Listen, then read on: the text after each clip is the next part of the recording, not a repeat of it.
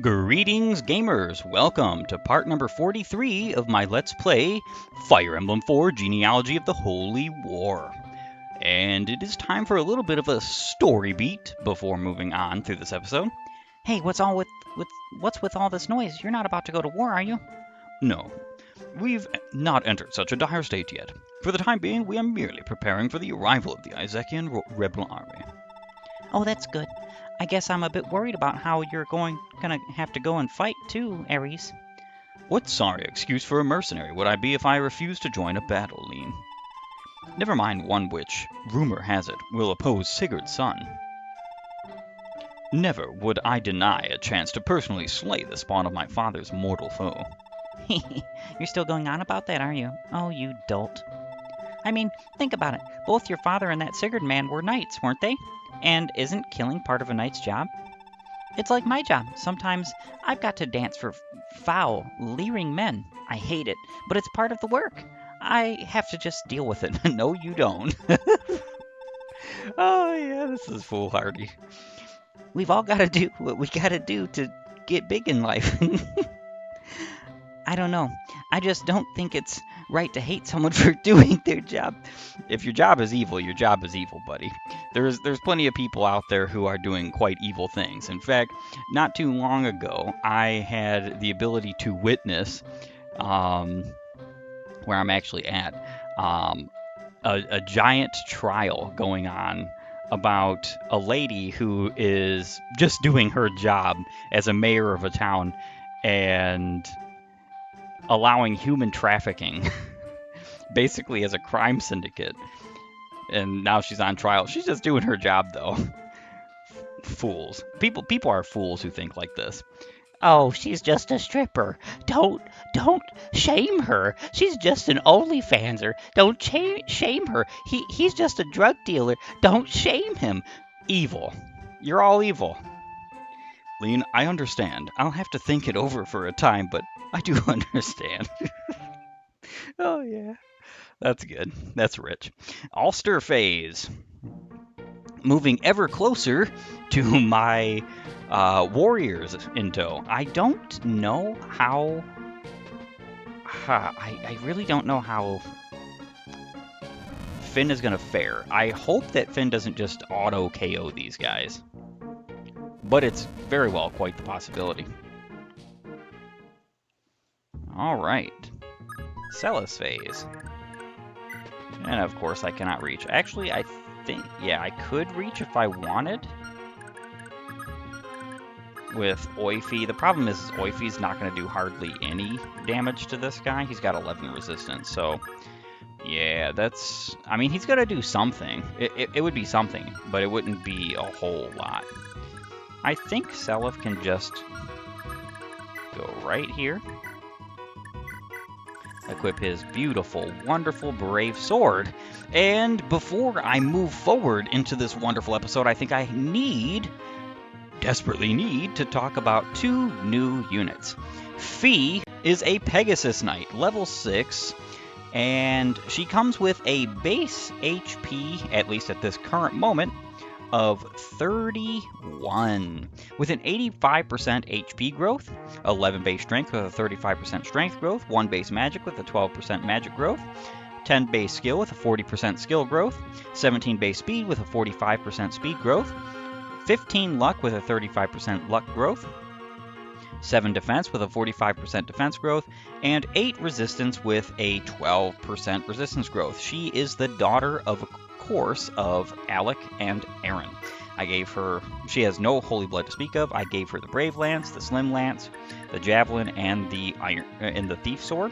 She comes with the Berserk Edge. There is a few moments where I can think of where this is actually useful, especially in the final chapter, but by and large, this is just something you can sell on Fee. I would say that it's actually a good weapon to give Seliph for the final chapter for the specific strategy I'm thinking of, and I probably will do that. But before that time, there's only a handful of instances where it could be useful, and the problem is that it is a percentage chance to berserk someone. It's not guaranteed. So even if it does have interesting and viable uses, it's not always going to proc such way. All right, so she has 8 movement, 37,932 funds, which is quite a lot. I actually have to go and visit another village with her after this, or in this particular chapter, because she's going to be getting the shield ring from that village. She's going to become incredibly tanky once I get that 12 defense at this current stage. Plus, she has a 45% defense growth. Pretty good. I was able to get everybody through the arena except for, I think, 2 particular units. B swords, B lances, this is perfect. That means she can use both the Brave Lance and the Brave Sword.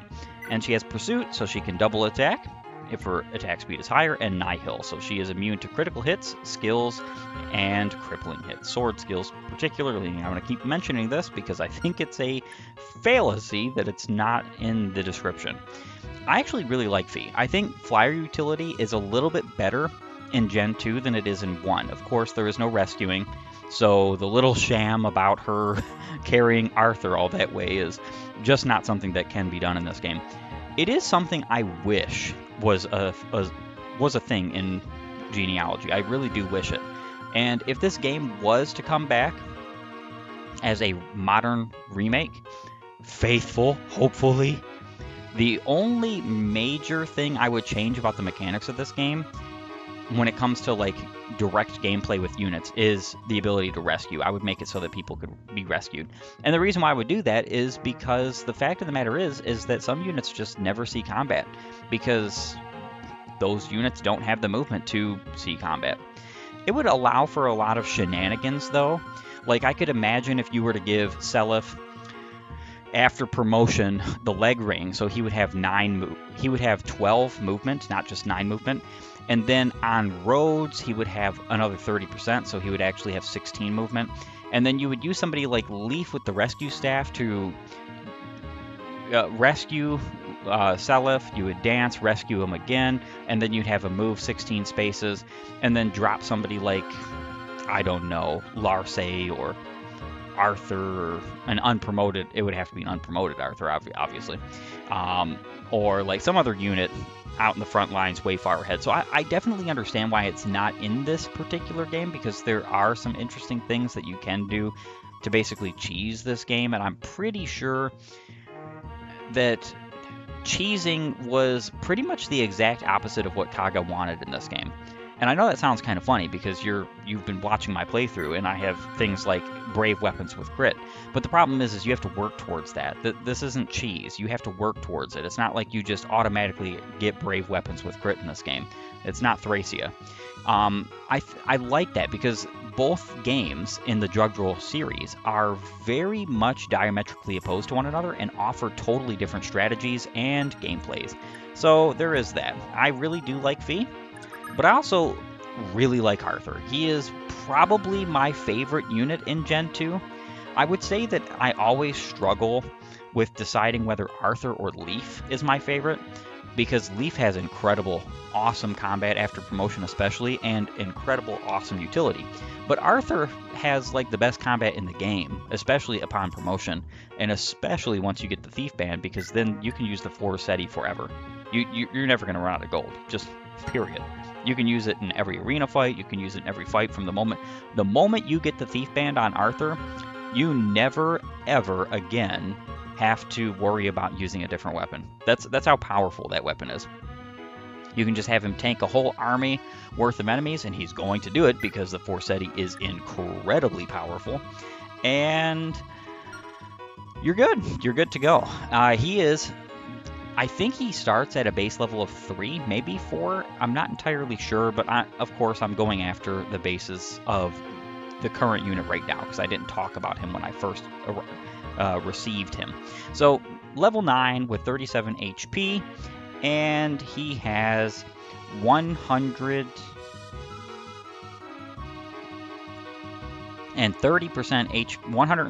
HP growth. He has 1 base strength, 15% strength growth. He has 13 base magic, 40% magic growth. 15 base skill, 85% skill growth. 17 base speed, 110% speed growth. And I'm saying bases. I know these aren't his bases, just current, whatever. 10 luck, 45% luck growth. 4 defense, 25% defense growth. 8 resistance, 15% resistance growth. I'm just having to correct myself about the fact that I'm saying base speed, because obviously somebody snarky is going to think, oh, you know, that's wrong, gamer man. I can't believe you're saying that. It's called a mistake of the tongue. Everybody has them. And I don't care how professional somebody gets, mistake of the tongue can happen. So he has major Forsetti blood and minor Tordo blood.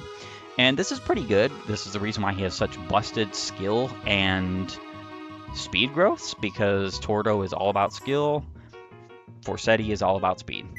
Comes with Renewal Band. This is 20% HP every turn. So he heals at this current moment 7. It is rounded up if I'm not mistaken. So it wouldn't just be 6. I think it's 7 at this point. He heals every turn. He has the wonderful, wonderful, amazing Forsetti. The Forsetti is halfway to crit. 90 hit, 30 might, 1-2 range, 5 weight. We've seen this before. 10 extra skill, 20 extra speed. It only weighs 5, so he really is getting 15 extra speed. And this weapon is insanity. I really just absolutely love it. To an extreme degree, even. I think, so what I'm wanting to do here is I'm wanting to have Julia tank all of these enemies.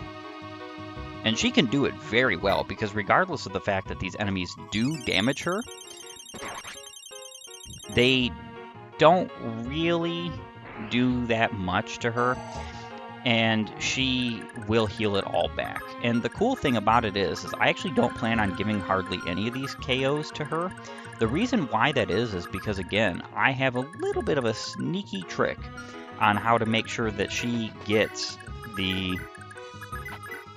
particular levels that she needs. Alright.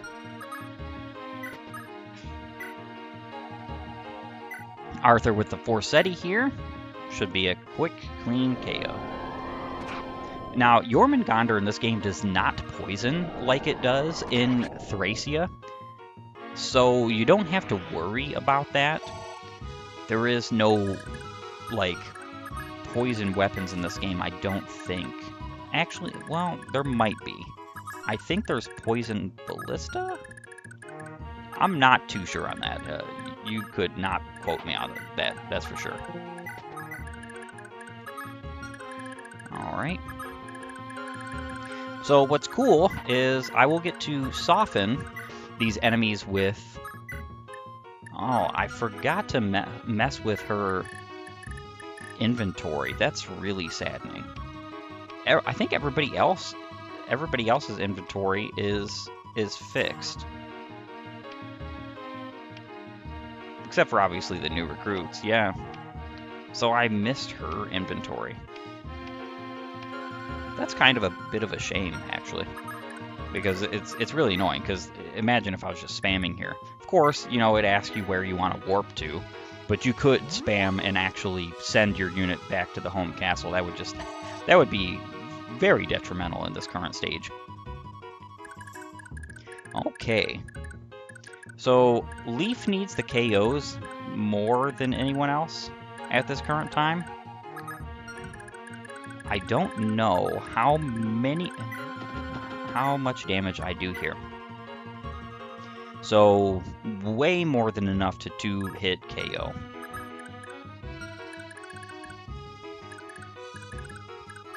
One thing I could do... So the problem with Leaf is that the Steel Blade is still not that great of a weapon. In fact, it's usually something I sell off of him very shortly after this chapter.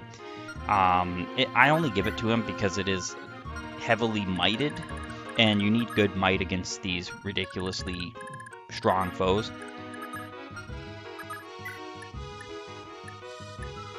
Yeah. So... Nana definitely doesn't need the experience points. Let's just throw that out there. And Leaf got a crit. Very nice.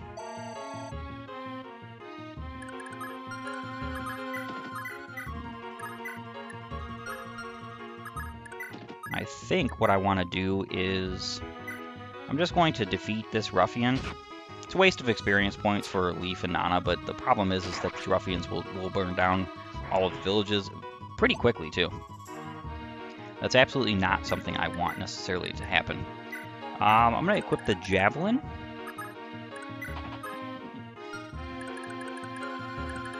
Nobody needs healing here, so I'm just going to go within a few spaces. And I do believe that the last two units I have to use are Patty and Shannon.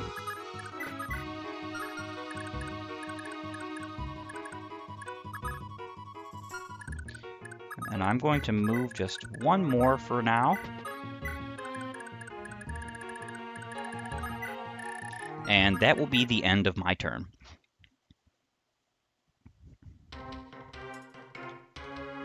So again, one of these guys is going to go ahead and go after Shannon at range, and then the other is going to attack him up close, which I find to be kind of a really funny strategy. All of these Jormungandr sages over here, or mages or bishops or whatever the heck they're called, are going to get defeated. Julia does have a potential to defeat them too, because she has a cost as well as a depth. Yeah. I don't really want that, but it's not a big deal if she gets the KOs. She's not getting many KOs this chapter.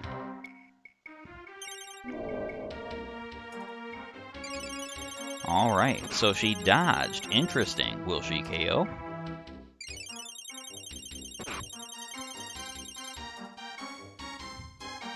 No. Okay.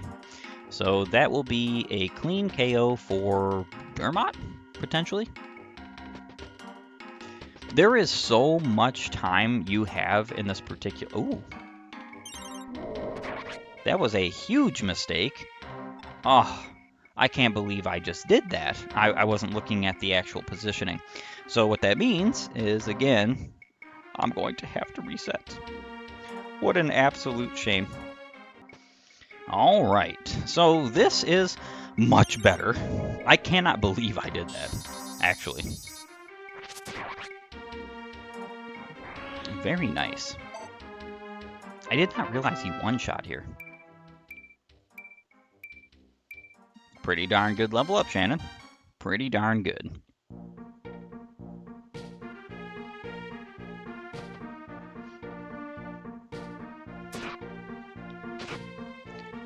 Alright.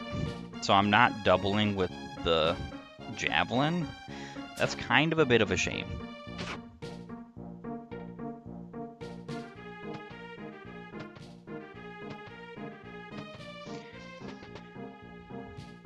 Now, the Thunder Mage did do a lot of damage, but I think I'll be fine.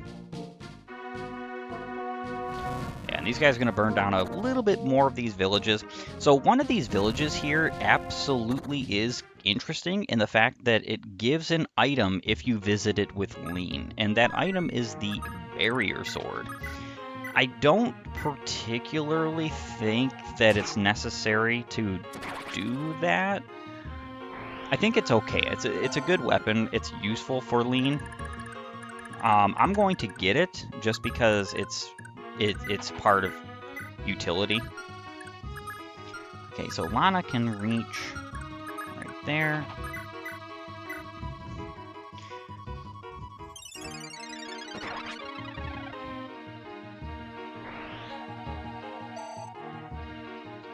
And right here you will wait.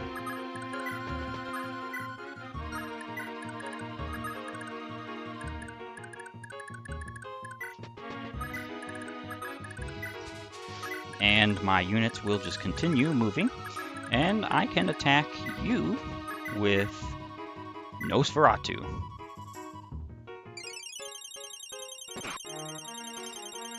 Regardless, even if this guy hits her, oh, well, maybe she won't heal enough now. think she should still be fine.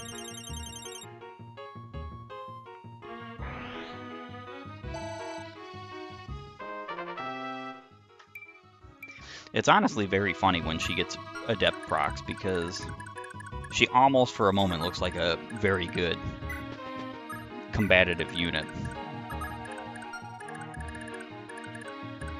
Necessarily didn't want her to get that KO, but it's not a big deal. I think I'm gonna put Lester right next to her.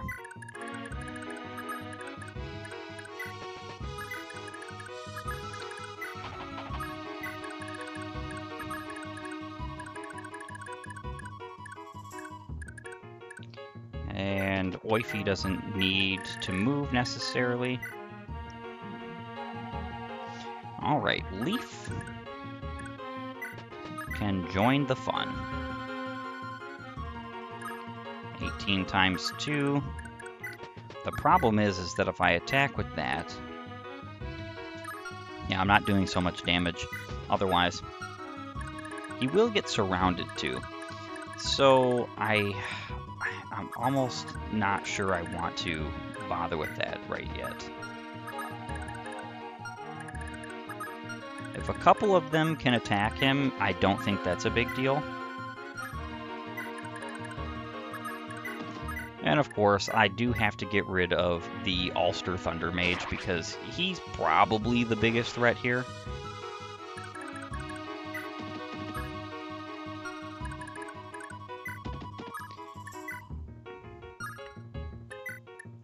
I'll equip the Horse Slayer? Now, I probably should equip the Iron Lance instead. I don't know why I'm using the Horse Slayer. That'll be a little bit of a reset there. Alright, Iron Lance is a bit better for this. I'm really not sure why I thought it would be great to use the Horse Slayer as a means of making sure I don't KO. It's not like Finn is ever going to crit or Adept or anything of that sort, so it's kind of like, why would I do that? And Patty and Shannon. Balmung, he's doing just enough damage to one-shot the Yied clan over here. And then I just have the two. Patty and Shannon are going to be paired, and she does come with the beautiful wind sword. That is something I want to give over to Leaf. I'm going to be doing that probably next chapter. And the Yied phase. It is time to fight more Yied foes. Yeah, this is what I was expecting, because he's going to do way more damage to Lester than he would to Julia. They don't at all factor in anything like whether or not she's using Nosferatu or anything of that sort.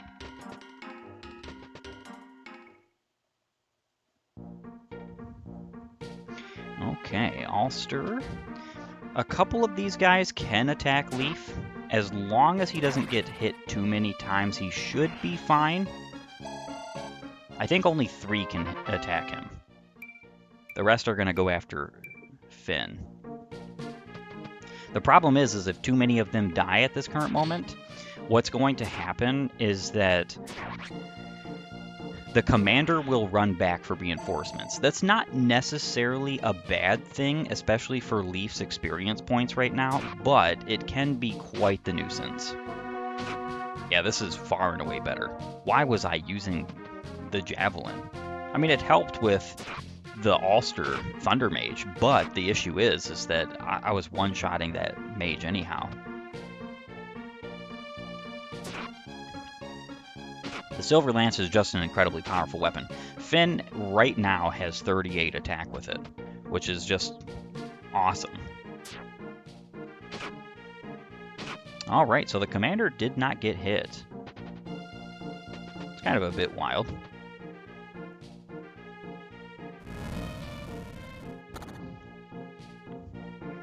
I'm going to have to rush to fight these guys as soon as possible because, again, I absolutely want those foes to stop flying my way. Now, here comes the long Tretch. or trek. Why did I say tretch? Trek to the next waypoint. There are no more enemies for this crew to fight. It's a bit weird that that's the case, but sometimes it just is in Genealogy. And some would probably say that that's not good game design, and I would dare say that you're not thinking of this game right? Because the game was made in a totally different era. Ulster and Oifi. And then Seliph can keep on moving. He is going to take a very long time to get to where he needs to go. Unfortunate, but very true.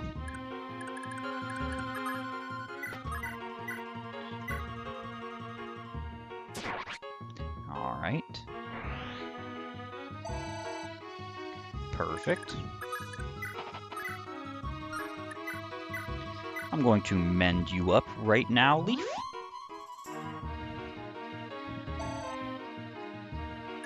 And then I'll wait right here. I think that's pretty good. Especially because the commander cannot reach her, which is nice. I think what I want to do is either... I'm going to attack the commander. Okay, so he's doing 16 damage to me. That's actually not a good idea.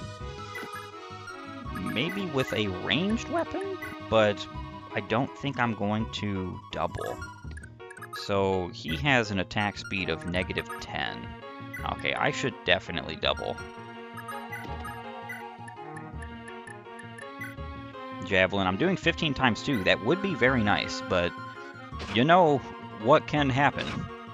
It did not, thankfully, but Pavis is always a little bit of an issue, and always can be a little bit of an issue.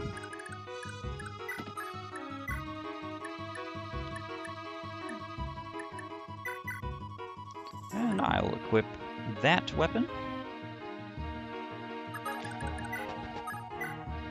And the Balmung versus this mercenary. Yeah, I don't think you had any kind of chance, unfortunately, foe.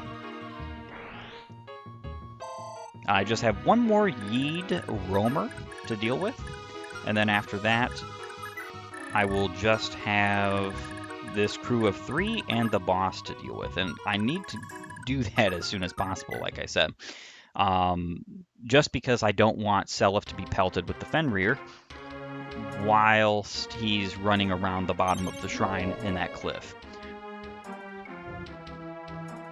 But it shouldn't be an actual problem. I think there's going to be more than enough time for me to get to where he's at and defeat the enemies. So this is, I'm telling you, this is the problem. Leaf is going to get attacked by all 3 of the remaining enemies, and if all 3 hit him, I'm pretty sure actually if the wonderful commander there hits him, he's just dead. Okay, that's an avoid.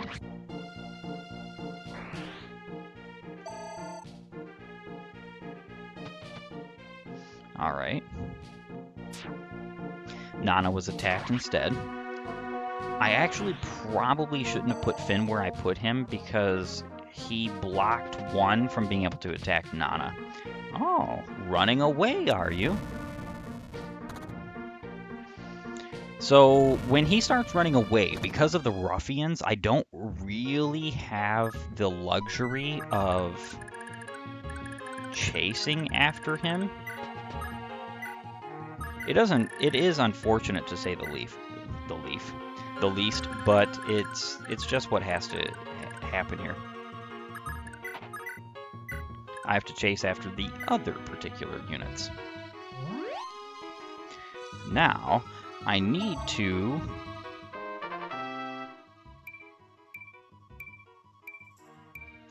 Oh, very nice, very nice.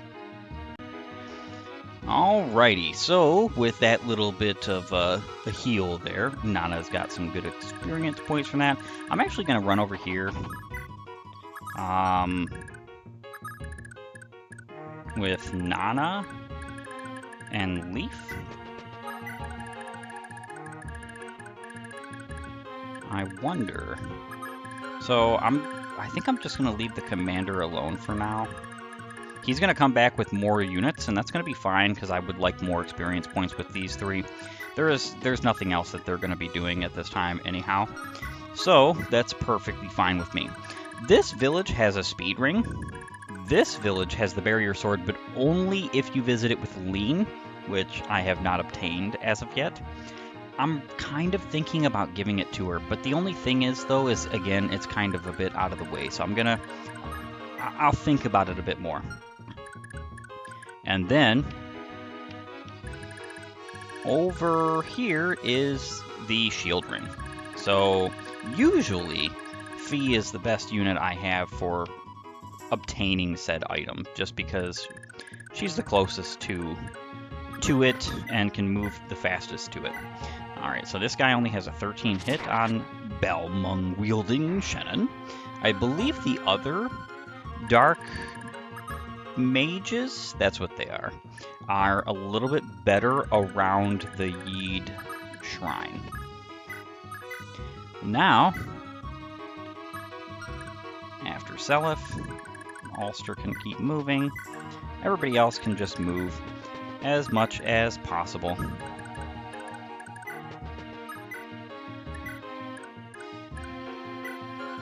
And a little bit of healing for Lana.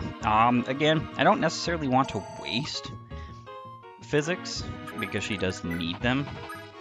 It will be very important.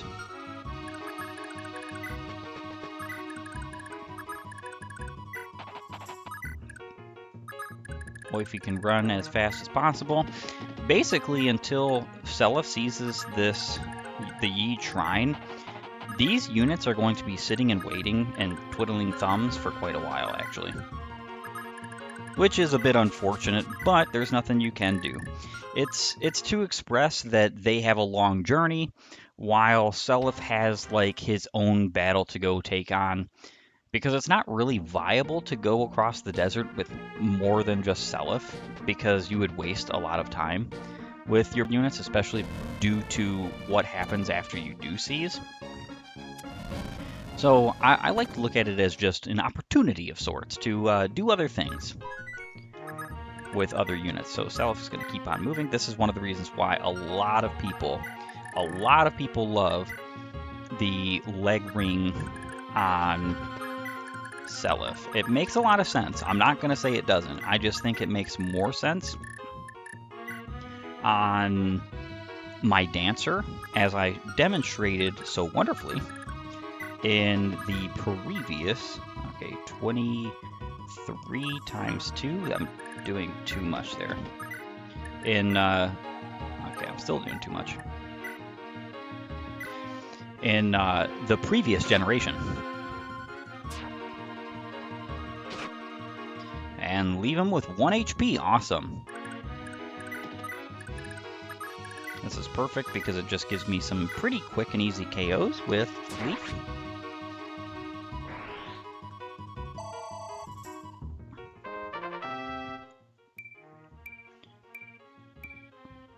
Very nice, very nice. Now again, like I said, Leaf actually doesn't care at all about having crit weapons. It is nice, right? Because once you get to crit on a weapon and you get more than 50 kills, all of those kills count towards the crit bonus, and that does help. I'm not at all ever going to tell you that does not help. But how much does it really help? Grand scheme of things, not really, because other units that don't have the critical skill would like that. Leaf, however, does have the critical skill, so he doesn't particularly need it.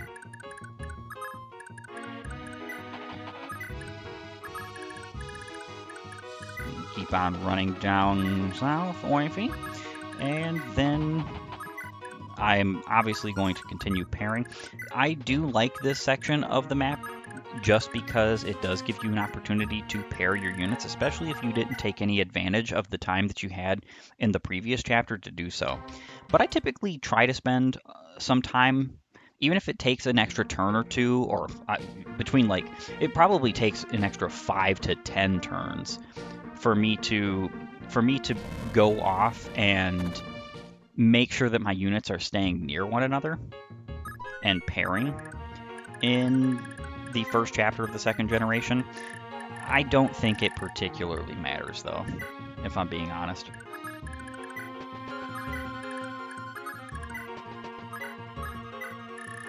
And Leaf. So this guy is trying to sneak past. Unfortunately for him, Finn will have nothing to do with that.